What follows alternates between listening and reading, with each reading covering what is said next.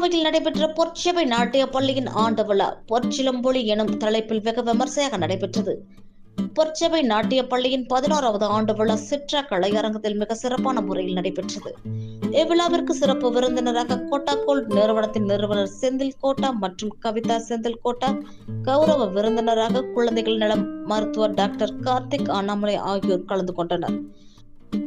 ஆச்சாரிய கலா நிபுணா குரு நந்தன செல்வராஜ் வழிநடத்தும் பொற்சபை நாட்டிய பள்ளியின் மாணவ செல்வங்கள் தங்கள் திறமையை சிறப்புடன் வெளிப்படுத்தினர். இவ்விழாவின் சிறப்பு அம்சங்களாக வாய்ப்பாட்டு, வீணை மற்றும் நாட்டிய நிகழ்ச்சிகள் அரங்கேறின. வாய்ப்பாட்டு குரு முரளி கிருஷ்ணன் மற்றும் வீணை குரு திருமதி மாலதி ஆகியோர் இணைந்து இசை நிகழ்ச்சியை திறம்பட வழங்கினர். நடன நிகழ்ச்சியின் ஒவ்வொரு அங்கமும் விருந்தினர் கண்களுக்கு அற்புத படைப்பாக அமைந்தது. நிகழ்ச்சியின் முக்கிய அங்கமான தசாவதாரம், வர்ணம் மற்றும் பூசன் நடனம் அனைவரின் கவனத்தையும் ஈர்த்தது.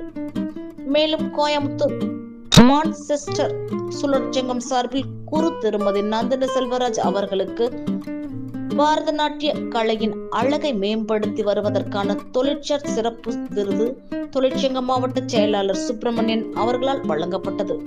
நிகழ்ச்சியில் மூத்த மாணவர் சம்யுக்தாவும், வெளிநாடுகளில் இருந்து நடனம் பயிலும் மற்றும் பல மாணவிகளும் தங்கள் அனுபவ உணர்வுகளை பகிர்ந்து கொண்டனர்.